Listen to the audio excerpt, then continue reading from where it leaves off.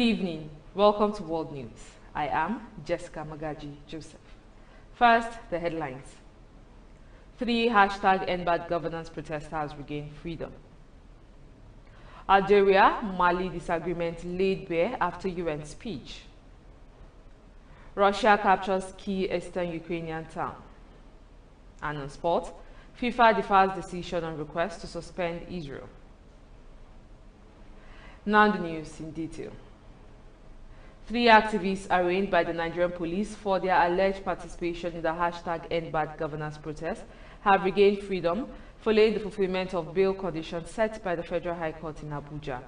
The trio were arrested in August during the August 1 to 10 protest in which young Nigerians demanded an end to bad governance and a reversal of some of the policies of the Tinubu-led administration. However, on Thursday, human rights activist Omoyele Sowore confirmed the release of the activists via his official X handle, adding that they had fulfilled the bail conditions set by Justice Nweti of the Federal High Court Abuja, while also calling for the release of others, including Isaac Bristol, otherwise known as #Freedom Nigeria. Similar human rights lawyer Deji Adeyanju confirmed their release, adding that they were working to secure the release of the other defendants.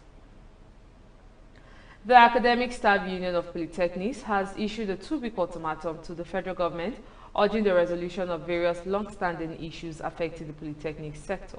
According to the union, the ultimatum, which begins on October 7, 2024 and ends on October 25, 2024, could lead to industrial action if the demands are not met. ASUP's National President, Shama Panja, revealed this decision on Thursday after a National Executive Council of the union in Abuja when he addressed the press. Among the issues raised by ASUP are alleged violations of the Federal Polytechnics Act and other governing laws which affect the appointment of key administrative officers in both federal and state-owned polytechnics. Panja also highlighted the lack of review of the schemes of service for polytechnics, as well as a failure to release updated conditions of services for polytechnic staff. Justice Evelyn Maha of the Federal High Court in Abuja has issued an order restraining the Directorate of the Road Traffic Services, commonly known as the Vehicle Inspection Office, from stopping, impounding or confiscating vehicles on the road. The court also barred the Road Traffic Services from imposing fines on motorists. The judgment delivered on October 2nd by Justice Maha stemmed from a fundamental rights enforcement suit filed by human rights activist and public interest Anthony Abubakar Marshall. Justice Maha, in the judgment, agreed with the applicant's contentions that there is no legal basis for the VIO and its officials to stop, impound or confiscate vehicles or to levy fines against motorists. When we return, news from other parts of Africa. Please stay with us.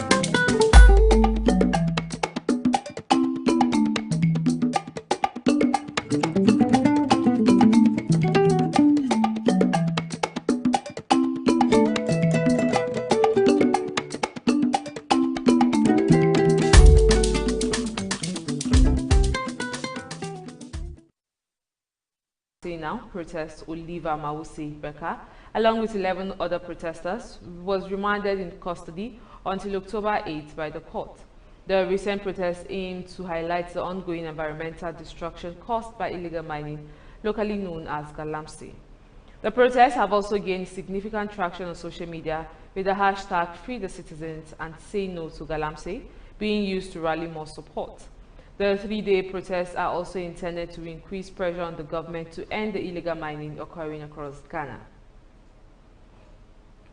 The war against terrorism and the political process to achieve lasting peace in Mali seems to have pitted Bamako against Algerians. During the 79th United Nations General Assembly High-Level Week, heads of government and representatives took to the podium of the multilateral body one after the other. It's against the backdrop that on September 28, the spokesperson for Mali's government chose to devote a section of his speech to the resolution of the security and political crisis in the country. Bamako took aim at Ukraine, whose official hinted the country was no stranger to the heavy loss suffered by the Malian army against terror groups. The colonial first paid tribute to a brotherly nation whose leaders, including late Abdelaziz Bouteflika, are appreciated by Malians. We move to other parts of the world after this break. Please stay with us.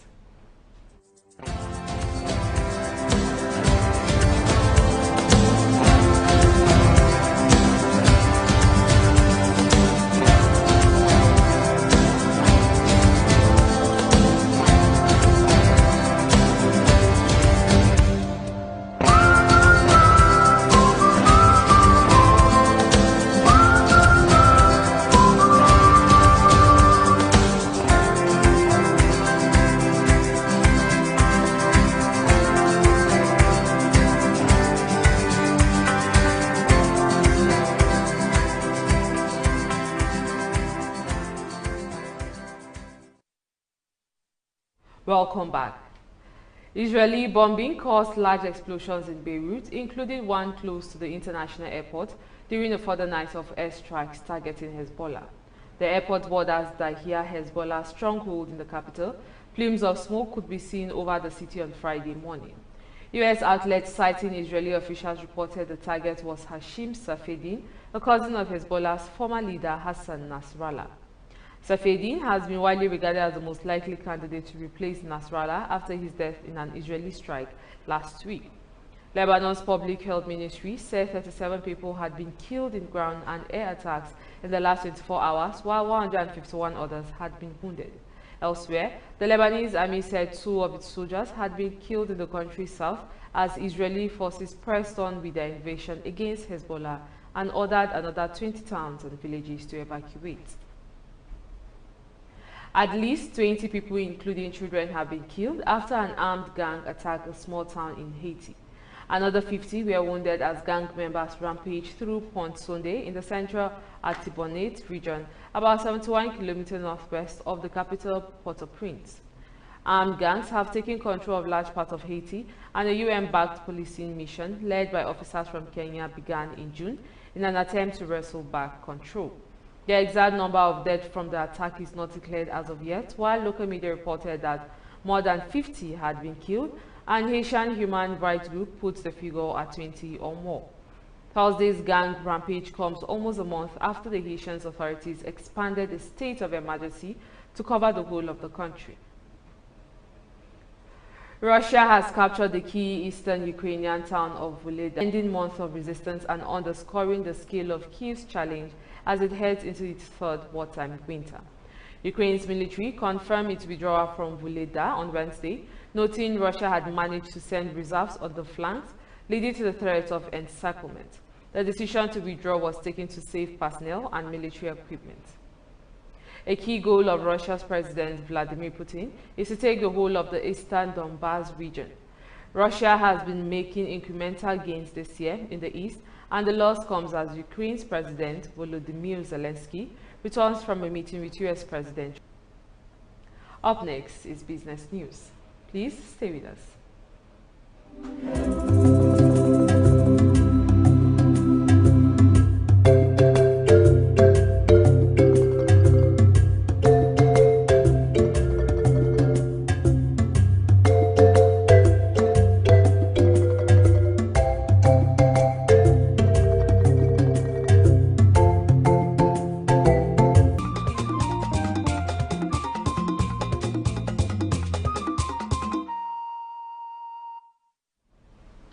Thanks for staying with us.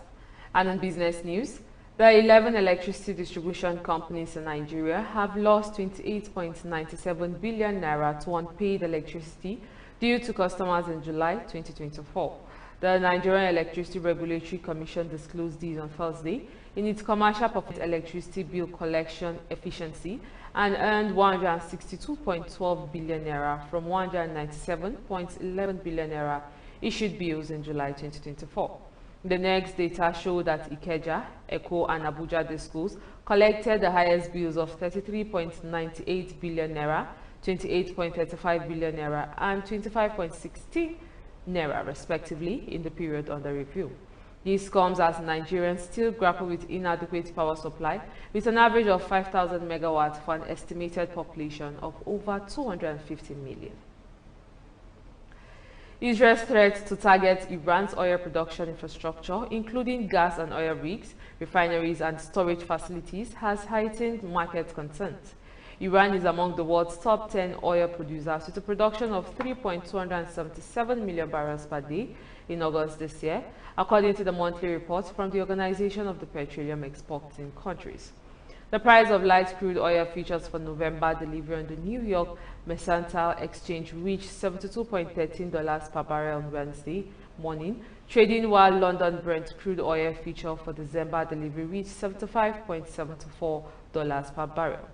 During the U.S. trading session on Tuesday, the 1st of October, international oil prices surged by over 5%, reaching an intraday high, but later retreated as market sentiment gradually stabilized.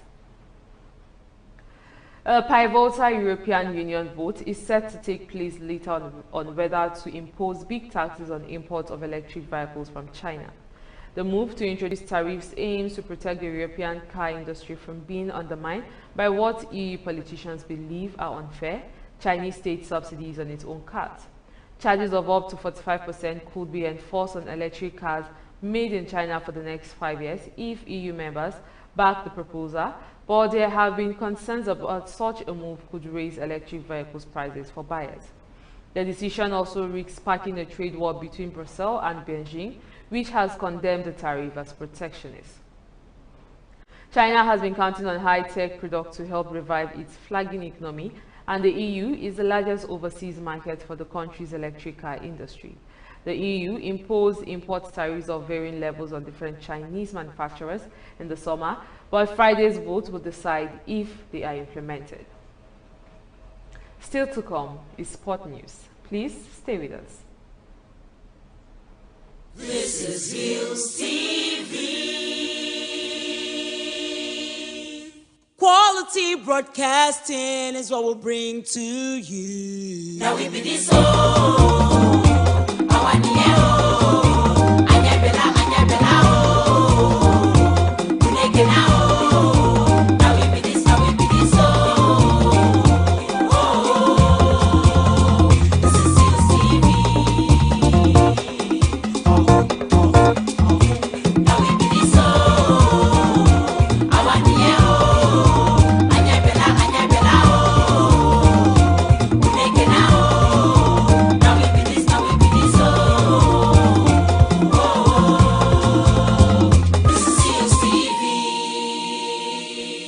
Hillstv, Polka.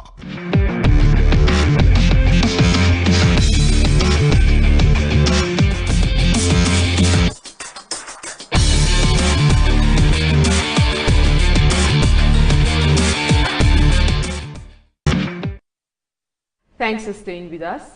And on sports news, all is set for the 2024 Annual General Assembly of the Nigerian Football Federation, taking place in Asaba on Friday, with all delegates having arrived in Delta State capital by the evening of Thursday.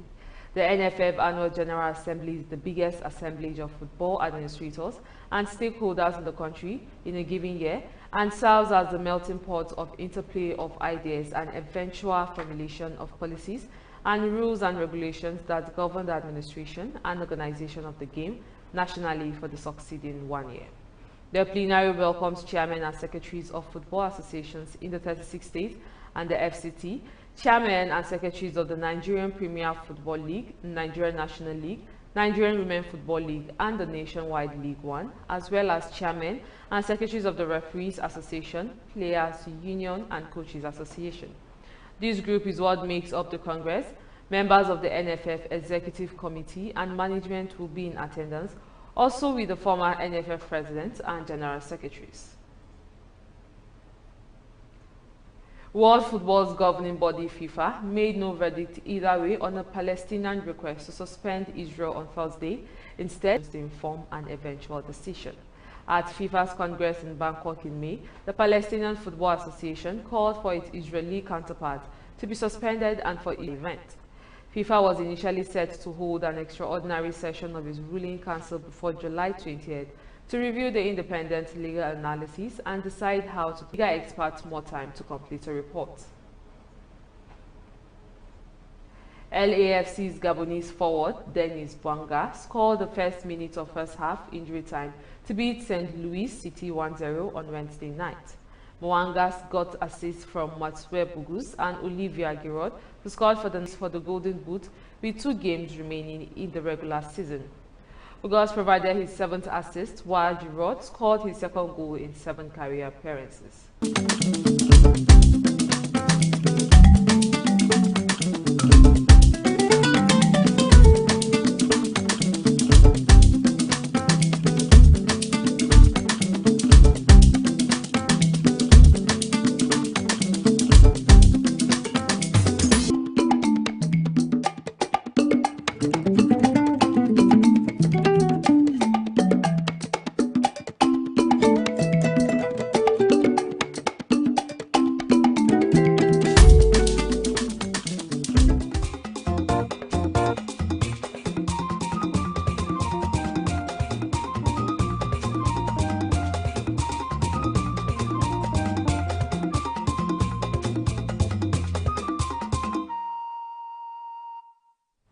Welcome back, and now to the rest of the news. Ghana has confirmed its first case of Mpox this year, as announced by the country's health service. The specified strain of the virus has not yet been identified. Health officials say tests are being conducted to determine whether the declared strain has attracted global attention due to its rapid transmission and limited research. The patient, a young man, is experiencing fever, rash, and body aches. Health authorities have traced 25 contacts who are now under observation. Ghana had previously detected Mpox cases in both 2022 and in the Democratic Republic of Congo, spread to surrounding nations. Here are the headlines again. We told you that 3 #EndBadGovernance protesters regained freedom. Algeria-Mali disagreement lay bare after UN speech. Russia captures key eastern Ukrainian town. And on sport, FIFA defers decision on request to suspend Israel. Remember to visit us on Facebook at Hillstv Abuja, Instagram at Hillstv Abuja, and subscribe to our YouTube channel at Hillstv. I am Jessica Magaji Joseph. Thanks for watching.